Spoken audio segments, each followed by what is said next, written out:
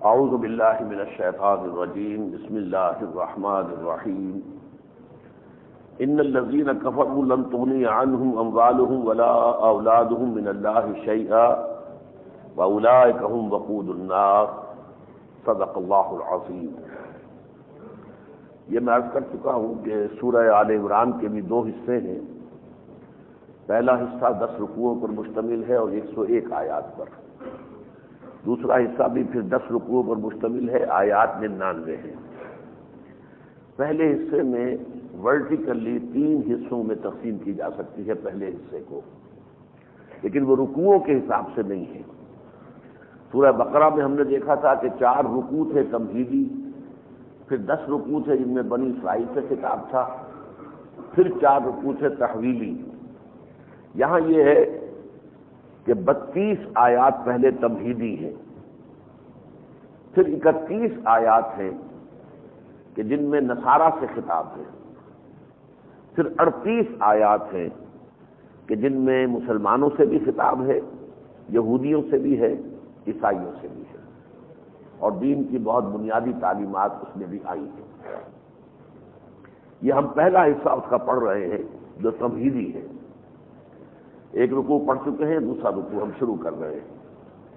یقیناً جن لوگوں نے کفر کیا ہرگز کام نہیں آ سکیں گے ان کو، نہ ان کے اموال نہ ان کی اولاد، من اللہ شیئا، اللہ سے بچانے میں کچھ بھی، اللہ کی پکڑ سے، اللہ کے عذاب سے بچانے میں نہ ان کی اولادیں کام آئیں گی نہ مال کام آئیں گے۔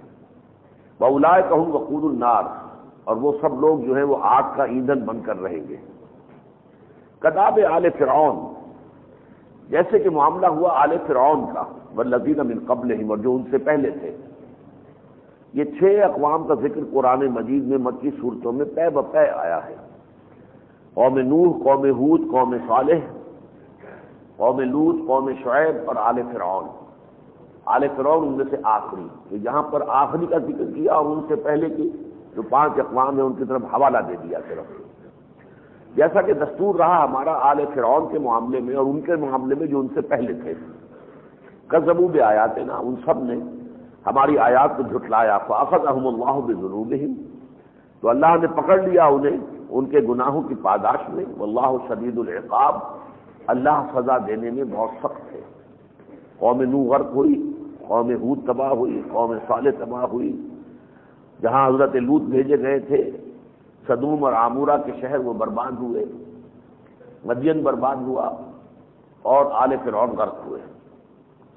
قل للذین کفروا، اے نبی کہہ دیجئے ان کافروں سے، یعنی اب جو معاملہ ہے کہ محمد کو ہم نے مبعوث کیا صلی اللہ علیہ وسلم، اور ابھی تک مکے کے لوگ اور ان کے جو تابع ہیں مشرک قبائل وہ ان کے انکار پر اڑے ہوئے، تو اے نبی ان سے کہہ دیجئے قل للذین کفروا ستغلبون وتحشرون الی جہنم وبئس المہاد، کہہ دیجئے ان کافروں سے ان قریب تم مغلوب ہو کر رہو گے اور پھر تمہیں بالآخر جمع کیا جائے گا جہنم کی طرف، اور وہ بہت برا ٹھکانہ ہے۔ یعنی دنیا میں مغلوبیت اور آخرت میں جہنم کا عذاب۔ قد کان لکم آیۃ فی فئتین التقطا، تمہارے لیے ایک نشانی ہے ان 2 گروہوں میں، 2 لشکروں میں جو ایک دوسرے کے مقابل ہوئے۔ یہ نوٹ کر لیجئے کہ سورہ بقرہ کے نزول کے بعد غزوہ بدر ہوئی۔ غزوہ بدر کا تذکرہ ہے سورہ انفال میں، وہ آگے چل کر آئے گا 9ویں پارے کے اندر۔ یہ 30ویں سال میں جو ہے سورہ آل عمران نازل ہوئی ہے، لہذا اس وقت جو ہم پڑھ رہے ہیں آیتیں یہ غزوہ بدر کے بعد نازل ہوئی ہے۔ ترتیب مصحف اور ہے اور ترتیب نزولی اور ہے، وہ ہم شروع ہی میں دیکھ چکے ہیں۔ تو ان آیات کا نزول جو ہے وہ غزوہ بدر کے بعد ہے، اس کی طرف اشارہ ہو رہا ہے۔ قد کان لکم آیۃ فی فئتین التقطا، وہ 2 گروہ، 2 لشکر جن کی مٹ بھیڑ ہوئی تھی میدان بدر میں، اس میں تمہارے لیے ایک نشانی موجود ہے۔ فئۃ تقاتل فی سبیل اللہ، ان میں سے ایک گروہ وہ تھا جو اللہ کی راہ میں جنگ کر رہا تھا، وأخری کافرۃ، اور دوسرا کافر گروہ تھا۔ یرونہم مثلیہم رأی العین، وہ دیکھ رہے تھے ان کو دگنا اپنے سے اپنی نگاہوں کے ساتھ، آنکھوں کے ساتھ دیکھ رہے تھے۔ مسلمان دیکھ رہے تھے کہ کفار 1/3 یعنی 3 گنا تھے مسلمانوں سے، 1000 بس اس کو راؤنڈ اپ کیا ہے کہ دگنے. لیکن بعض روایات میں ایسا معلوم ہوتا ہے کہ کفار کو بھی مسلمان اپنے سے دگنے نظر آ رہے تھے، یعنی ان پر مرعوبیت کی وجہ سے یہ کیفیت تھی. واللہ یؤید بنصرہ من یشاء، اور اللہ تعالیٰ تائید فرماتا ہے اپنی نصرت سے جس کی چاہتا ہے. اہل ایمان کی تائید فرمائی، ان کی فتح نصیب ہوئی. ان فی ذلک لعبرۃ لاولی الابصار، یقیناً اس میں ایک نشان عبرت ہے، سبق آموزی کا ایک موقع ہے ان لوگوں کے لیے کہ جو آنکھیں رکھتے ہیں، بصیرت والے ہیں، ان کے لیے اس میں سبق ہے. زین للناس حب الشہوات من النساء والبنین والقناطیر المقنطرۃ من الذهب والفضة والخیل المسومۃ والانعام والحرث. یہ انسانی زندگی میں اللہ تعالیٰ نے یہاں کی رونقیں اور یہاں کی چہل پہل، یہاں کی آبادی کو برقرار رکھنے کے لیے انسان میں بعض چیزوں کی محبت ودیت کر دی ہے اس کے نفس میں. سب سے پہلے محبت بیویوں کی، عورتوں کی، اسی سے نسل چلتی ہے. اگر یہ نہ ہو تو نسل انسانی کیسے چلے؟ تو زین للناس حب الشہوات من النساء، لوگوں کے لیے مزین کر دی گئی ہے، کھبا دی گئی ہیں، الیورنگ اور اٹریکٹو بنا دی گئی ہیں خواہشات عورتوں سے. والبنینا، بیٹے بہت پسند ہیں، محبوب ہے. والقناطیر المقنطرہ، اور جمع کیے ہوئے ڈھیروں مال ہوں، من الذهب، سونے کے، والفضة، اور چاندی کے، والخیل المسومۃ، اور نشان زد گھوڑے ہوں اعلیٰ نسل کے، پیڈیگری والے جن کے نشانات ہوتے ہیں، نمبر ہوتے ہیں. والانعام، اور چوپائے ہوں، بھینسیں، گائیں وغیرہ. والحرث، اور کھیتی. یہ تمام چیزیں جو دنیا کی ہیں کہ جن سے انسان کو ایک لگاؤ ہے، محبت ہے، اور یہ چیزیں در حقیقت دنیا کی محبت کا ذریعہ یہی ہے، اور دنیا کی آبادی اور دنیا کی چہل پہل جو ہے وہ اسی کے بل پر قائم ہے. لیکن ایک صاحب ایمان کو جو بات سمجھنی ہے وہ کیا ہے؟ ذالک متاع الحیات الدنیا، یہ سارا کچھ اس دنیاوی زندگی کا ساز و سامان ہے. یہاں کی رونق کے لیے، یہاں کی چہل پہل کے لیے اللہ نے یہ چیزیں پیدا کر رکھی ہیں، اور تمہاری زندگی کی ضرورتیں بھی اس سے وابستہ ہیں. واللہ عندہ حسن المآب، اصل میں تو لوٹ کر جانے کا مقام وہ ہے بہترین جو اللہ کے پاس ہے. جنت ہے، ہمیشہ کے لیے ہے، اس کی نعمتوں کو زوال نہیں ہے. یہ نعمتیں تو آج ہیں، کل چھن سکتی ہیں، یا یہ چیزیں یہیں دھری رہ جائیں گی، تم یہاں سے چلتے بنو گے. سب ٹھاٹ پڑا رہ جائے گا، جب لاکھ چلے گا بنجارا، کس کے پاس کیا رہ جائے گا؟ قل انبئکم بخیر من ذالکم، اے نبی ان سے کہیے کیا میں تمہیں بتاؤں اس سے بہتر چیز کون سی ہے؟ للذین اتقوا عند ربہم جنات تجری من تحتہا الانہار خالدین فیہا، جو لوگ بھی تقویٰ کی روش اختیار کریں گے ان کے لیے ان کے رب کے پاس ہے باغات جن کے دامن میں نہریں بہتی ہوں گی. خالدین فیہا، وہ اس میں رہیں گے ہمیشہ ہمیشہ. وازواج مطہرۃ، نہایت پاک باز پاک سیرت بیویاں ہوں گی. ورضوان من اللہ، اور اللہ کی رضا ہوگی سب سے بڑی شے. واللہ بصیر بالعباد، اور یقیناً اللہ اپنے بندوں کو دیکھ رہا ہے. الذین یقولون ربنا اننا آمنا فاغفر لنا ذنوبنا، وہ لوگ کہ جو کہتے ہیں اے رب ہمارے، ہم ایمان لائے، بس ہمارے گناہ ہمیں بخش دے.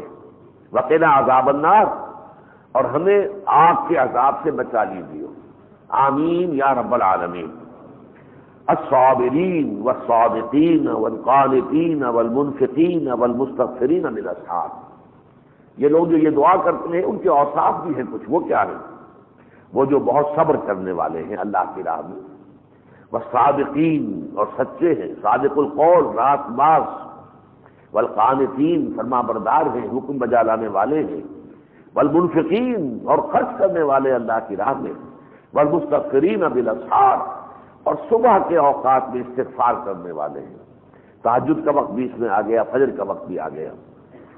شہد اللہ انہ لا الہ الا ہو، اللہ خود گواہ ہے اس پر کہ اس کے سوا کوئی معبود نہیں. ظاہر بات ہے کہ اللہ کی گواہی سے بڑی تو گواہی کسی کی نہیں. والملائکۃ، اور تمام فرشتے بھی اس پر گواہ ہیں. وَأُولُو الْعِلْمِ، اور تمام اہل علم جو حقیقت میں علم رکھنے والے ہیں وہ سب بھی اس پر گواہ ہیں کہ اللہ کے سوا کوئی معبود نہیں. قائمًا بالقسط، وہ عدل اور انصاف کو قائم رکھنے والا ہے.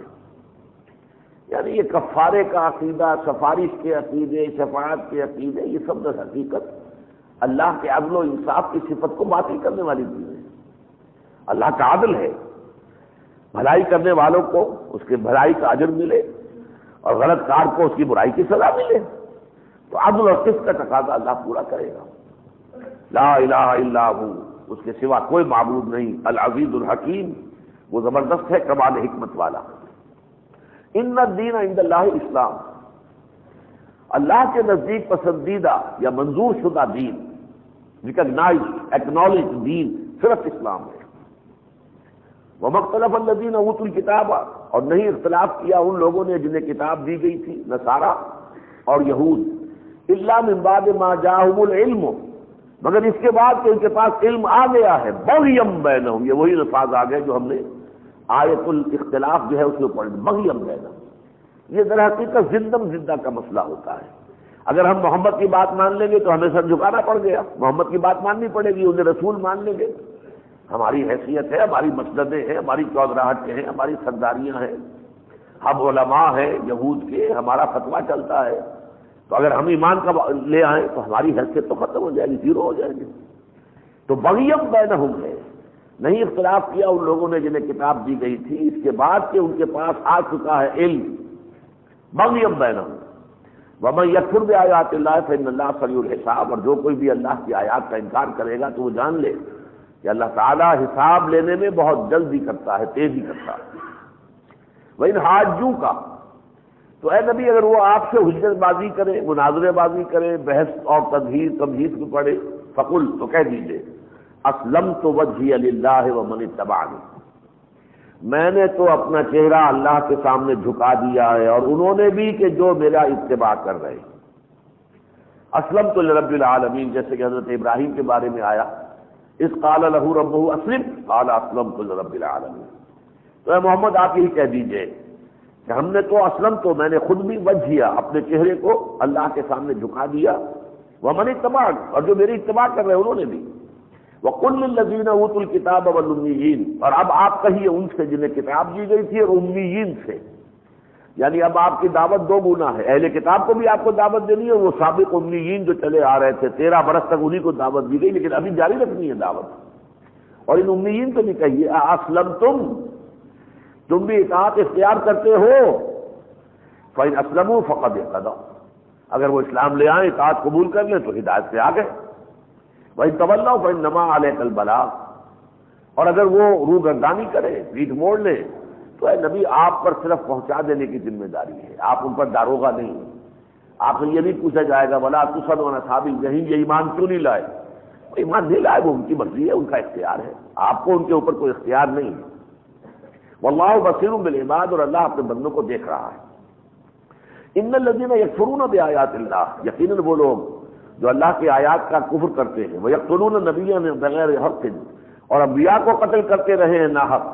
وَيَقْتُلُونَ الَّذِينَ يَأْمُرُونَ بِالْقِسْطِ مِنَ النَّاسِ، اور ان لوگوں کو بھی قتل کرتے رہے عام لوگوں میں سے کہ جو عدل و انصاف کی بات کرتے رہے. یعنی بگڑا ہوا معاشرہ ہوتا ہے تو وہاں کسی کو صحیح بات پسند نہیں آتی، عدل کی بات پسند نہیں آتی. وہاں کوئی اگر حق و انصاف کی بات کرے تو اسے جان کے لانے پڑ جاتے ہیں، کیونکہ معاشرہ اور نظام غلط ہے. اب یہ اشارہ ہوگا اہل کتاب کی طرف، جن لوگوں کا یہ کردار رہا ہے تو بشرہم بعذاب الیم، تو اے نبی آپ انہیں بشارت دے دیجئے دردناک اور بہت ہی تکلیف دہ عذاب کی. یہ گویا تھوڑا سا اس کے اندر طنز کا پہلو، بشارت دے دیجئے. بشارت تو اچھی بات کی ہوتی ہے، لیکن یہ لوگ اب اسی بشارت کے اہل رہ گئے ہیں کہ انہیں جہنم کی بشارت دی جائے. اولئک الذین حبطت اعمالہم فی الدنیا والآخرہ، یہ وہ لوگ ہیں کہ جن کے تمام اعمال دنیا اور آخرت میں حبط ہو گئے. وما لهم من ناصرین، اور اب ان کا کوئی مددگار نہیں. یعنی یہ کہ حضور کی بعثت سے پہلے فرض کیجئے کوئی یہودی عالم تھا، بڑا عالم تھا، زاہد تھا، عبادت گزار تھا، نیک تھا، تو ظاہر بات ہے اچھا آدمی تھا. حضور کی بعثت کے بعد اب اگر اس نے انکار کیا حضور کا، وہ سارے اعمال اس کے جو تھے پوری زندگی کے وہ حبط ہو گئے، وہ ایک زیرو سے ضرب کھا کر ہر شے زیرو ہو گئی. اولئک الذین حبطت اعمالہم فی الدنیا والآخرہ وما لهم من ناصرین، اور نہیں ہوں گے ان کے کوئی بھی مددگار. الم تر الی الذین اوتوا نصیبا من الکتاب یدعون الی کتاب اللہ لیحکم بینہم، کیا تم دیکھتے نہیں اے مسلمانوں ان لوگوں کو جنہیں کتاب کا ایک حصہ دیا گیا تھا، انہیں جب بلایا جاتا ہے، دعوت دی جاتی ہے اللہ کی کتاب کی طرف کہ تاکہ ان کے مابین فیصلے کرے. ثم یتولی فریق منہم وہم معرضون، تو پھر ان میں سے ایک گروہ ایسا ہے کہ جو پیٹھ موڑ لیتا ہے، اعراض کرتا ہے، وہ اللہ کی کتاب کا فیصلہ نہیں چاہتا۔ اب میں یہاں آپ کو یاد دلاؤں، انگریز کے زمانے میں انگریز نے وراثت کے قانون میں ہمیں اختیار دے رکھا تھا کہ مسلمان چاہے تو شریعت کے مطابق وراثت اپنی تقسیم کریں، چاہے رواج کے مطابق کریں، اور مسلمان کھڑے ہو کر عدالت میں کہتے تھے ہمیں شریعت کا فیصلہ نہیں چاہیے، ہمیں رواج کا چاہیے۔ مسلمان کہتے تھے، اس لیے کہ بیٹیوں کو حصہ دینا پڑتا ہے، وہ تو ہم نے نہیں دینا۔ یہ کوئی بات نہیں۔ یدعون الی کتاب اللہ لیحکم بینہم، انہیں بلایا جاتا ہے اللہ کی کتاب کی طرف۔ انگریز کافر، انہوں نے ہمارے ساتھ یہ رعایت رکھی، ہمارے نکاح، شادی، طلاق کے معاملات میں دخل نہیں دیا۔ بالکل بھائی اپنے معاملات تم خود طے کرو، تمہارے قاضی، تمہارے مفتی جو فتویٰ دیں تو اس کے مطابق چلو۔ انہوں نے ہمارے آئینی قوانین میں دخل نہیں دی۔ اسی طریقے سے وراثت میں یہاں تک امکان رکھا، تم چاہو تو شریعت کے مطابق فیصلہ کر دے گی، عدالت انگریزی، عدالت اور فیصلہ شریعت کے مطابق کر دے گی۔ لیکن جب ہم خود کھڑے ہو کر کہہ کہ ہمیں نہیں چاہیے صاحب، ہمیں تو رواج کا فیصلہ چاہیے۔ ثم یتولی فریق منہم وہم معرضون ذلک بانہم قالوا، یہ اس لیے ہے کہ انہوں نے ایک من گھڑت عقیدہ یہ ایجاد کر لیا، لن تمسنا النار الا ایاما معدودات، یہ سورہ بقرہ میں بھی آ چکی ہے۔ معدودہ تھا وہاں، یہاں معدودات ہے، بس اتنا فرق ہے۔ ہمیں آگ نہیں چھو سکتی مگر گنتی کے چند دن۔ اب یہ ایمان بالآخرت جو ہے، اس کے ساتھ جب ایسا عقیدہ شامل ہو جائے گا تو وہ ایمان بالآخرت غیر مؤثر ہو جائے گا۔ ایک تو یہ کہ میں یہ سمجھوں کہ مجھے اپنے ہر کیے کا معاملہ جو ہے اس کا نتیجہ بھگتنا ہوگا، ایک یہ میں جو چاہوں کروں، مجھے چھڑانے والے موجود ہیں، میں جو چاہوں کروں، مجھے تو اگر اللہ نے ڈالا بھی تو چند دن کے لیے جنت میں ڈالے گا، پھر لازماً نکال لے گا۔ ظاہر بات ہے کہ اب وہ عقیدہ آخرت غیر مؤثر ہو جائے گا۔ اب وہ مجھے گناہ سے روک نہیں سکتا، حرام خوری سے روک نہیں سکتا۔ وغرہم فی دینہم ما کانوا یفترون، اور انہوں نے دھوکے میں ڈال دیا ہے ان کے دین نے جو افترا وہ کر، یہ عقیدے ان کے من گھڑت ہیں، یہ اس کے لیے کوئی سند تورات میں انجیل میں نہیں ہے۔ من گھڑت جو ہے عقیدے، ان کے بنا پر وہ اور دھوکے کھا رہے ہیں۔ فکیف اذا جمعناہم لیوم لا ریب فیہ، تو کیا ہوگا اس دن جبکہ ہم ان سب کو جمع کریں گے، اس دن جس دن کے بارے میں کوئی شک نہیں، قیامت کا دن۔ ووفیت کل نفس ما کسبت، اور ہر ذی نفس کو پورا دے دیا جائے گا جو اس نے کمائی کی ہوگی۔ وہم لا یظلمون، اور ان پر کوئی ظلم نہیں ہوگا، کسی کی حق تلفی نہیں کی جائے گی۔ قل اللہم مالک الملک، یہ دو آیات بڑی عظیم ہیں، یہ تو یاد ہونی چاہیے ہم میں سے ہر ایک کو۔ کہو اے محمد صلی اللہ علیہ وسلم، اللہم مالک الملک، اے اللہ جو کل کائنات کی حکومت کا مالک ہے، بادشاہ ارض و سما ہے، تو الملک من تشاء، تو دیتا ہے حکومت جس کو چاہتا ہے، وتنزع الملک ممن تشاء، اور چھین لیتا ہے، سلب کر لیتا ہے حکومت جس سے چاہتا ہے، وتعز من تشاء، اور تو عزت دیتا ہے جسے چاہتا ہے، وتذل من تشاء، اور ذلیل کر دیتا ہے جس کو چاہتا ہے۔ بیدک الخیر، تیرے ہاتھ میں خیر ہی خیر ہے، خیر تیرے ہاتھ میں ہے، یعنی کل خیر تیرے ہاتھ میں ہے، اگر ملے گا تو تجھ سے ملے گا، اور یہ کہ تیرے ہاتھ میں خیر ہی خیر ہے، تو جو فیصلہ کرتا ہے وہ خیر کے لیے ہوتا ہے، چاہے بظاہر ہمیں فوری طور پر وہ ناگوار محسوس ہو۔ عسیٰ ان تحبوا شیئا وہو شر لکم وعسیٰ ان تکرہوا شیئا وہو خیر لکم، لیکن یہ کہ اللہ کا فیصلہ جو بھی ہوتا ہے وہ خیر ہی کے لیے ہوتا ہے۔ انک علی کل شیء قدیر، یقیناً تو ہر چیز پر قادر ہے۔ تو نے جو لیل فی النہار، تو نکال لاتا ہے دن کو، تو پرو لاتا ہے دن کو، رات کو دن میں، وتولج النہار فی اللیل، اور پرو لاتا ہے دن کو رات میں، وتخرج الحی من المیت، اور تو نکال لاتا ہے زندہ کو مردہ میں سے، وتخرج المیت من الحی، اور نکال لاتا ہے مردہ کو زندہ میں سے، وہ جو مرغی سے انڈا نکل رہا ہے جو بے جان ہے، اور انڈے سے وہ بچہ نکل رہا ہے جو جاندار ہے۔ وترزق من تشاء بغیر حساب، اور تو جس کو چاہتا ہے دیتا ہے بلا حد و حساب۔ لا يتخذ المؤمنون الکافرین اولیاء من دون المؤمنین، اہل ایمان کو چھوڑ کر کافروں کو اپنا دوست نہ بنائیں، ولی نہ بنائیں، ساتھی نہ بنائیں، ہمراز نہ بنائیں، ہمدرد نہ بنائیں، نہیں، یہ ولایت، یہ باہمی جو ہے یہ صرف مسلمانوں کی آپس میں ہونی چاہیے، جیسے کہ خاص طور پر سورہ مائدہ میں ہم دیکھیں گے، اور آج کل ان آیتوں کا کافی جو ہے تذکرہ رہا ہے، یا ایھا الذین آمنوا لا تتخذوا اليہود والنصارى اولیاء، یہودیوں اور نصرانیوں کو اپنے حمایتی، اپنے مددگار، اپنے ولی، اپنے قلبی اور جگری دوست مت بناؤ، اور یہاں تمام کفار کے بارے میں یہ بات آ رہی ہے۔ لا يتخذ المؤمنون الكافرين اولیاء من دون المؤمنین ومن يفعل ذلك فليس من الله في شيء، اور جو یہ کام کرے گا، کافروں سے دوستی گانٹھے گا، اس کا پھر اللہ سے کوئی تعلق نہیں۔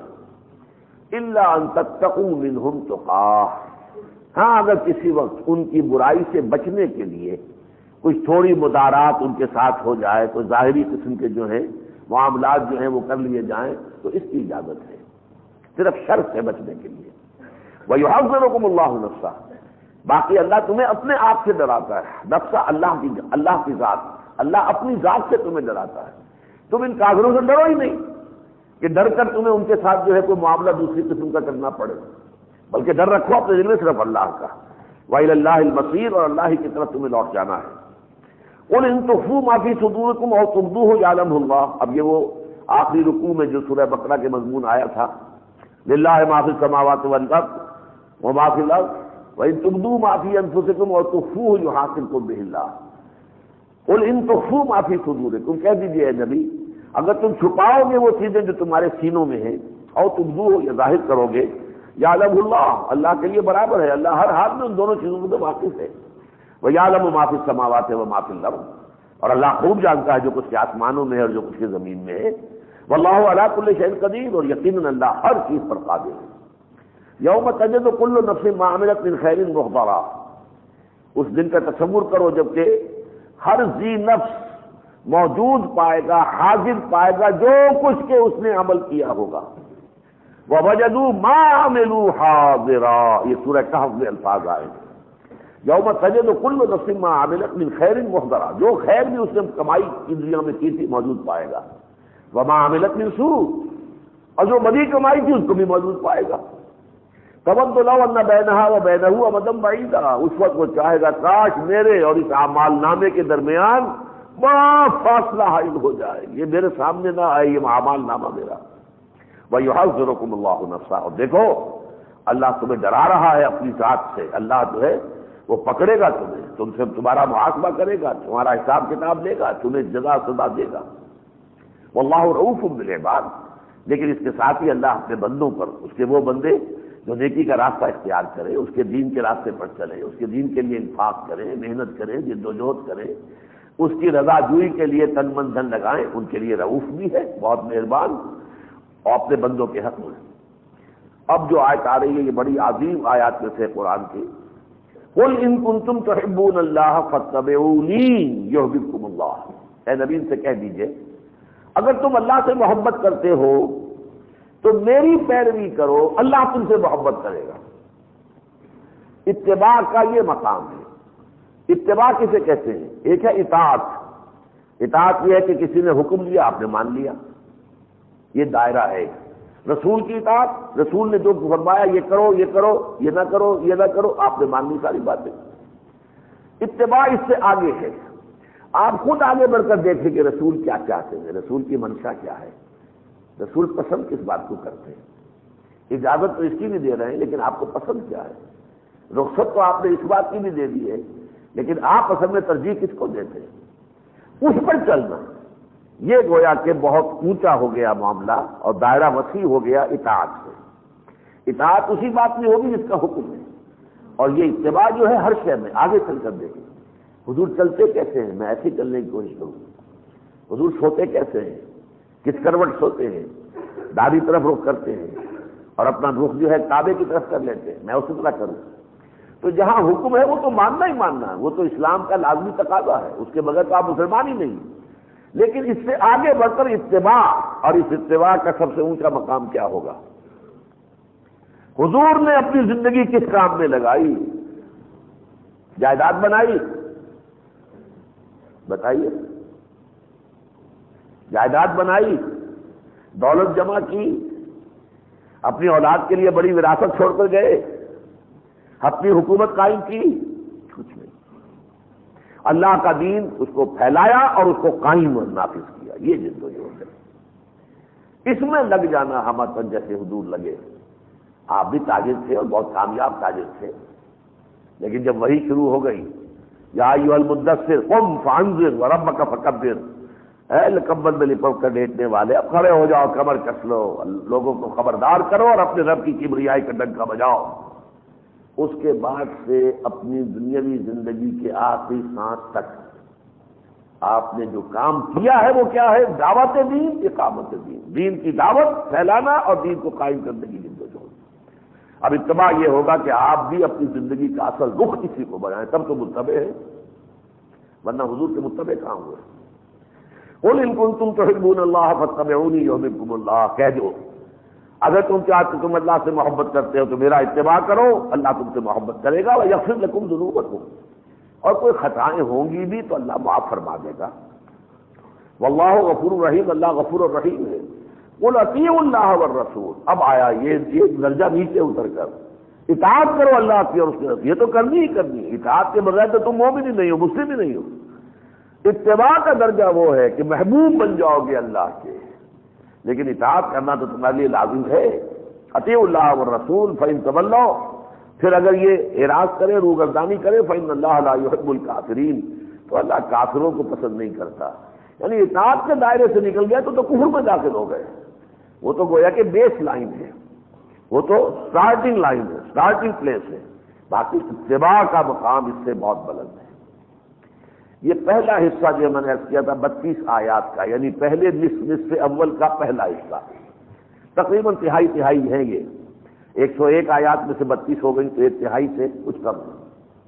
اب یہ دوسری تہائی شروع ہو رہی ہے، اس میں جو خطاب ہے وہ اصل میں عیسائیوں سے۔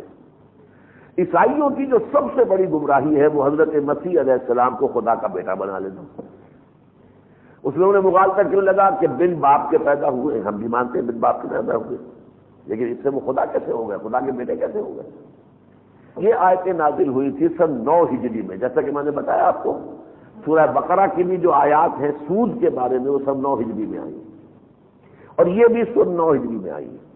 باقی یہ سورہ آل عمران کا اصل مین بلک ہے وہ سن 3 ہجری میں نازل ہوا ہے، غزوہ احد کے بعد، لیکن یہ آیتیں سن 9 میں۔ اصل میں ایک وفد آیا تھا، نجران ایک آبادی تھی مکے سے جنوب کی طرف، یمن کے اور حجاز کے درمیان نجران، یہاں عیسائی آباد تھے، تقریباً 73 بستیاں تھیں عیسائیوں کی، اور 1.5 لاکھ کے قریب لوگ اس میں آباد تھے عیسائی۔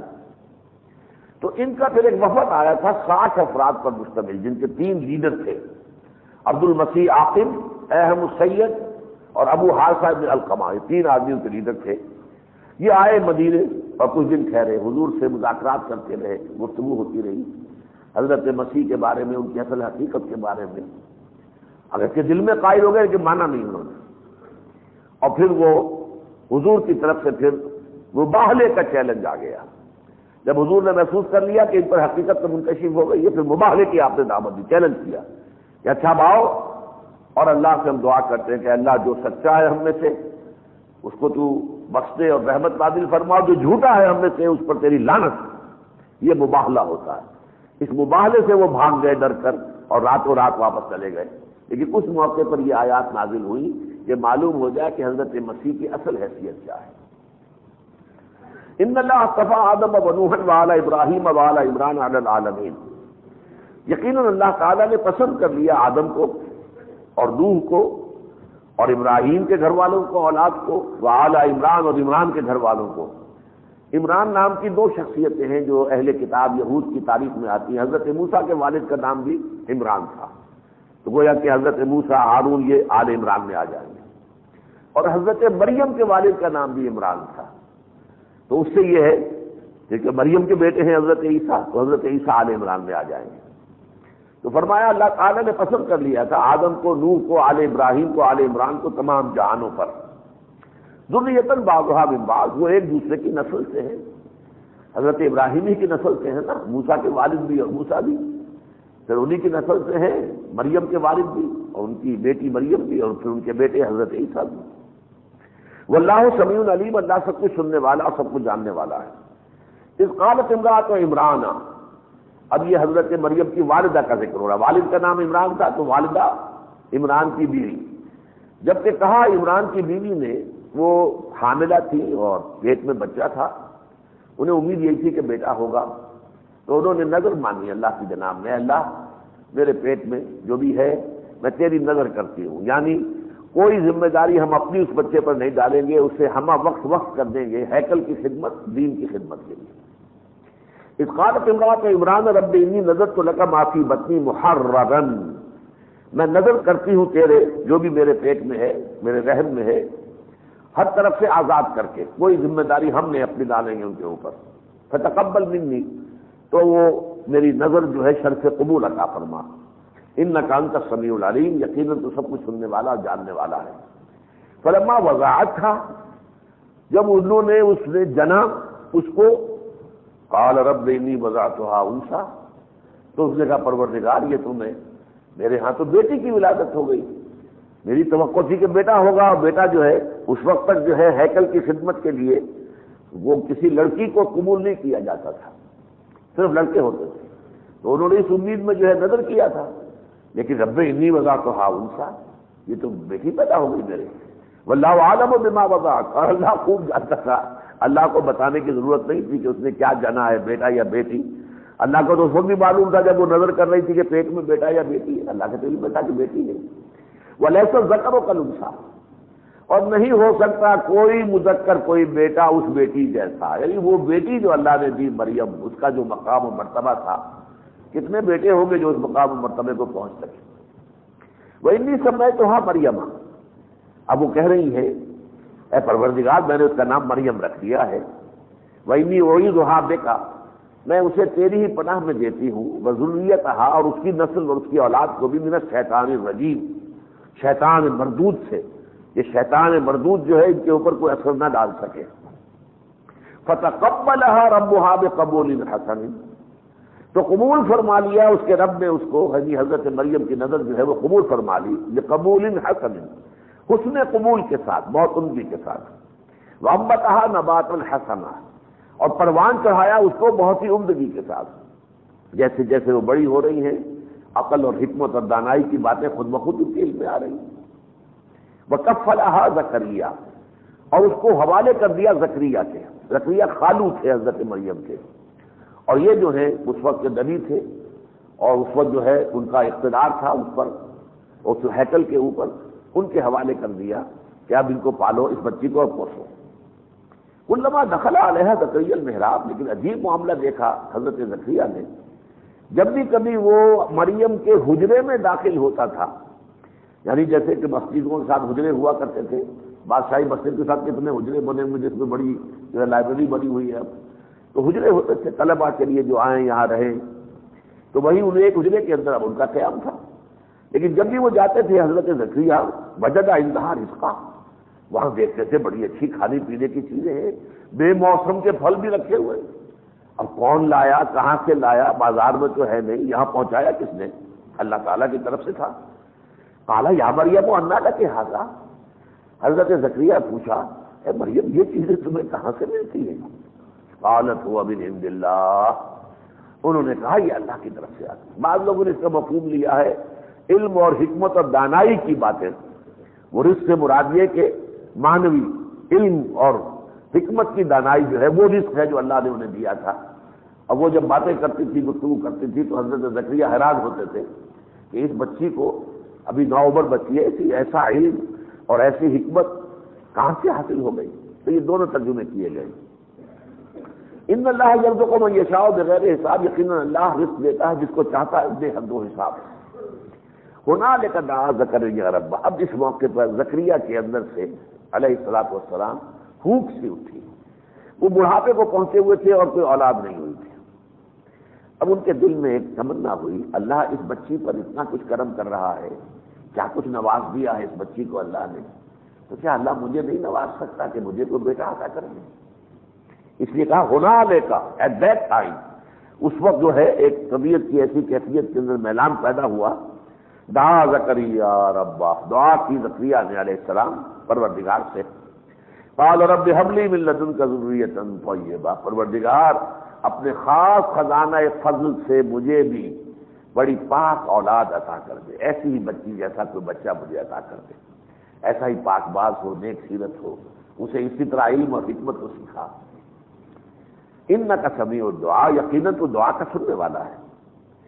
فنادت الملائکۃ وهو قائم یصلی فی المحراب، اب اس دعا کا جواب بھی آ گیا، پکارا اسے فرشتوں نے جبکہ وہ کھڑے تھے نماز پڑھ رہے تھے اپنے حجرے میں، اب اپنے حجرے میں علیحدہ ہو کر نوافل ادا کر رہے ہیں، تو فرشتوں نے پکار کر کہا ان اللہ یبشرک بیحییٰ، اے زکریا اللہ تعالیٰ تمہیں بشارت دیتا ہے یحییٰ کی، تمہارے ہاں بیٹا پیدا ہوگا جس کا نام یحییٰ ہوگا، مصدقا بکلمۃ من اللہ، وہ تصدیق کرے گا اللہ کے ایک کلمے کی، اللہ کا ایک کلمہ ہوں گے حضرت عیسیٰ، حضرت عیسیٰ کی تصدیق اور توثیق کرے گا یہ یحییٰ، مصدقا بکلمۃ من اللہ وسیدا، اور سردار ہوگا، وحصورا، اور وہ مجرد رہے گا، ساری عمر شادی نہیں کرے گا، پوری زندگی جو ہے وہ رہے گا بھی جنگلوں کے اندر، اللہ سے لو لگائے گا، ونبیا من الصالحین، اور نبی ہوگا صالحین میں سے۔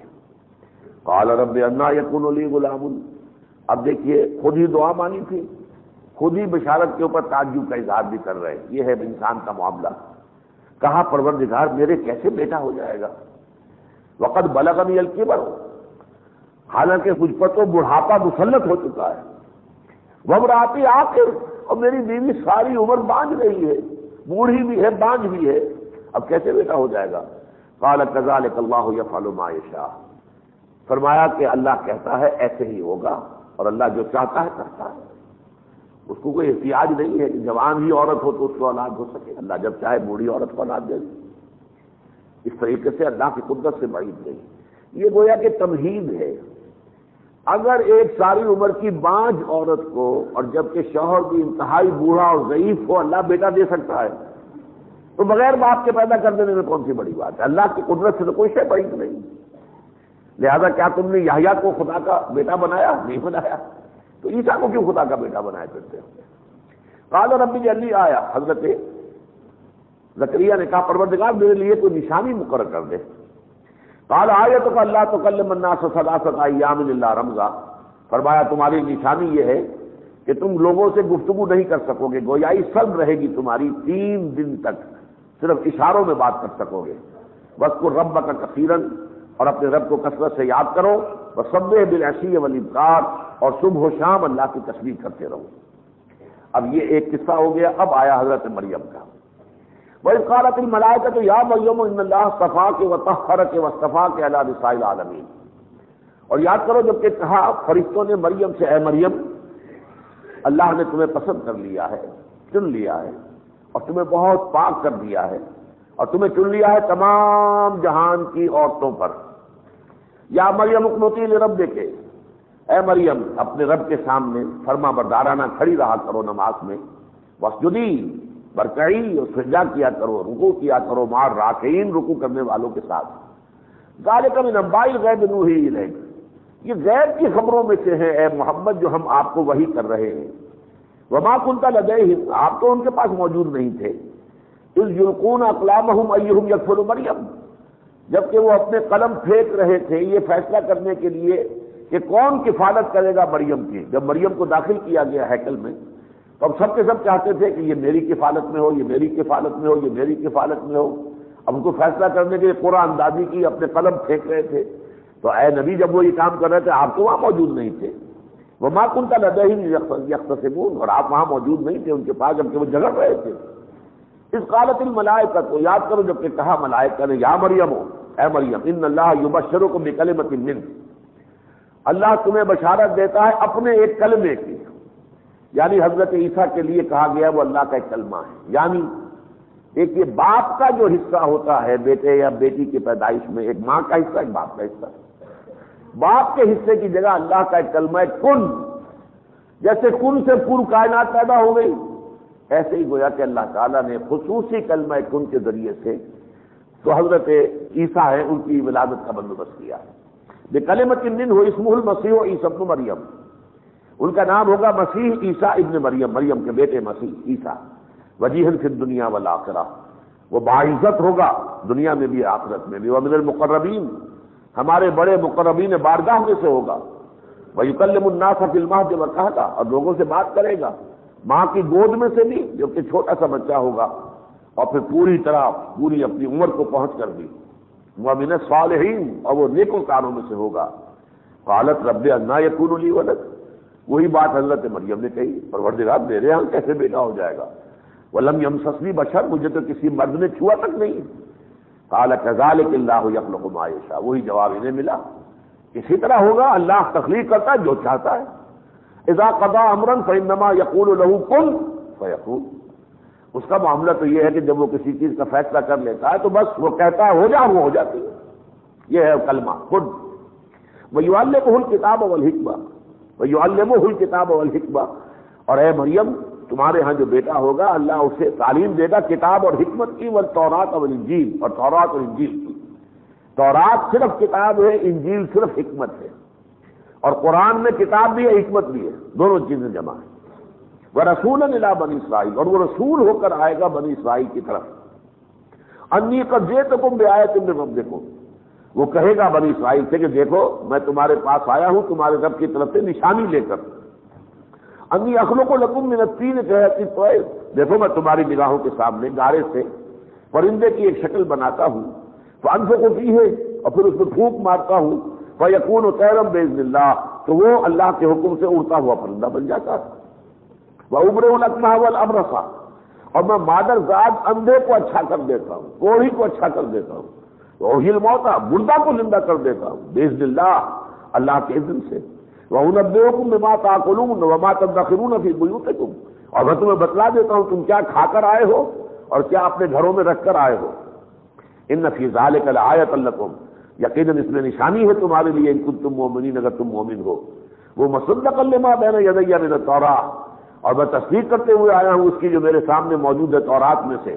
وَلِأُحِلَّ لَكُم بَعْضَ الَّذِي حُرِّمَ عَلَيْكُمْ، اور میں اس لیے آیا ہوں کہ بعض چیزیں جو تم پر حرام کر دی گئی ہیں ان کو حلال ٹھہراؤں، اس لیے کہ یہودیوں نے اپنے دین میں بہت سختی کر دی تھی، بہت سختی کر دی تھی، جس میں کوئی نرمی حضرت عیسیٰ نے کی ہے۔